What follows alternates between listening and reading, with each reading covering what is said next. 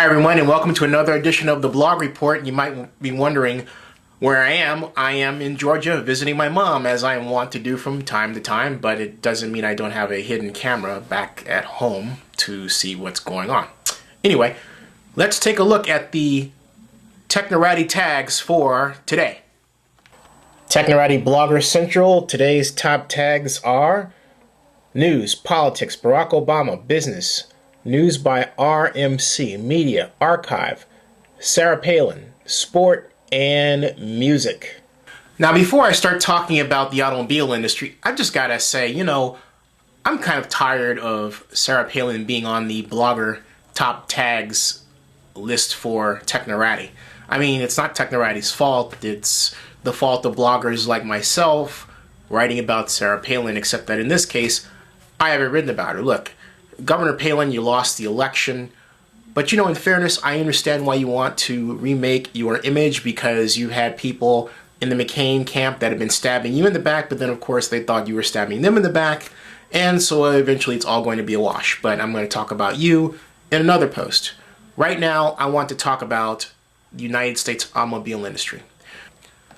Folks, the American automobile industry is in trouble. It's in trouble for several reasons. First of all, the credit crunch. People don't have the money to buy cars. Before that, it was the gas crisis. Gas was so high that it made driving large cars and SUVs a rather stupid act. But on top of all that, American automobile companies have been outmanaged and outthought by their foreign competitors, and it has been going on for some time.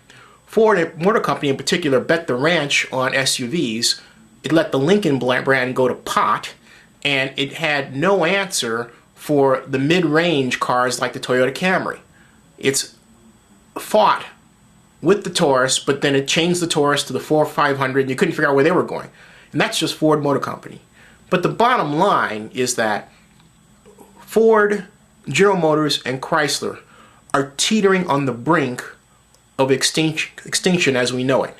Combined, those companies employ approximately 1.04 million. And when you add the foreign makers of cars that make cars here, that's only 60,000 more, so that's 1.1 million.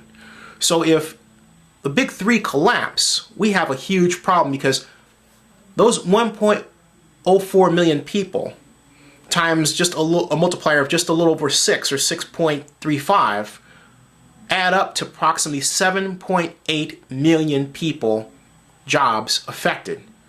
Now, what is that in relation to the entire United States workforce? Well, we have approximately 158 million people working, 158 million jobs, basically, because a person could have more than one job. But let's just say 158 million without the complications.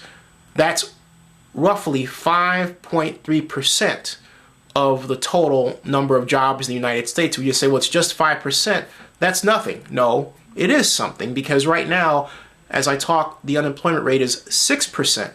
So if you add that 5.3% on it, you're looking at suddenly 11.3% unemployment rate, which basically means that out of every 10 people you walk past on any given street, at least one of them is unemployed. And that doesn't even begin to mention the number of people who are underemployed. What does that mean? It means they're making money, but they're not making enough to cover all of their costs. Like, for example, healthcare. Now, I've calculated, based on information I received from the International Trade Agency and other sources online, that if we allowed the three automobile companies to simply collapse, and all of these jobs were affected, all 7.8 million, that's not just the 1.1 million total, but the multiplier jobs, the jobs with car dealerships, the jobs with law firms, and all the other businesses that serve the automobile industry either directly or indirectly. If we allow all of those jobs to go away, it would mean a total hit on the United States economy of $349 billion. That's right, $349 billion. That's approximately an average contribution of wages, salaries, and benefits of $44,000 per person, or just over that, times the number of people that are currently employed directly and indirectly in the United States automobile industry. And that is not including the foreign manufacturers. That's only 60,000 jobs right there. So obviously, it's going to result in a huge hit if we allow the big three, as they call themselves and as others call them, to collapse. Even if we allow General Motors to collapse, let's just say for argument's sake, that's just 1/3 of it. Actually, it's a little bit more. We could say that's closer to 40%. That's still substantial because we're looking at about a $200 billion economic hit. So it's important to save this organization because of the jobs it saves. But not only that, we're going to have to pay for the services for those people who don't have work. We're going to have to pay for their health care either directly or indirectly. And when the Obama administration comes in, not saving the automobile industry is going to give the Obama industry an even higher price tag for health care. We don't want that. Why? Because it falls right on the taxpayer. And guess what? It's the same taxpayers that won't have jobs, at least 1 out of every 10 of them. You don't want that. No one does. We have to throw away the silly couch potato conservative rhetoric that some conservatives launch into and say, well, the free market works. Or as President Bush said today, the free market didn't get us into this situation. I thought he was smoking something when he said that. I couldn't believe it. The simple fact of the matter is that I've said it before, I'll say it again. There's no such thing as a free market. All of our other economic competitor countries, Germany, Japan, France, have some kind of coherent industrial policy that they use to improve their export status. It's no accident that, for example, Germany is the #1 exporter in the world. What does that consist mostly of? Cars. Who's behind them? China. And China hasn't even strongly entered the automobile industry. Just wait until they do.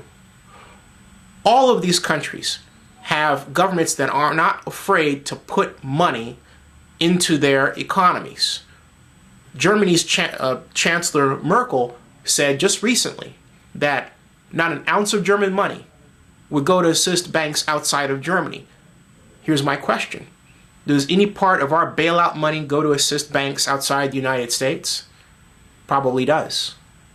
We're being decimated by the economic planning activities of our competitor countries, which are also our friends, I might add, and they are all adopting what some economic planners call economic nationalism. Why not the United States? Why not us? It's time that we began to protect our own people. You know, it's funny. All the other countries that I'm talking to you about are considered monoethnic. For example, they're mostly Japanese or mostly white French and so on. Why is it that for the most part, they have no problem spending money to take care of their own, yet we have a problem spending money to take care of our own? It's just a question. Give me your answer for that. I'd like to know. But for those of you who think that we shouldn't bail out the United States automobile industry, I think you're absolutely wrong. And I don't want to say, well, let's do it and then wait and you'll see that I was right. Look, that's not something I want to be right about. Let's not get there.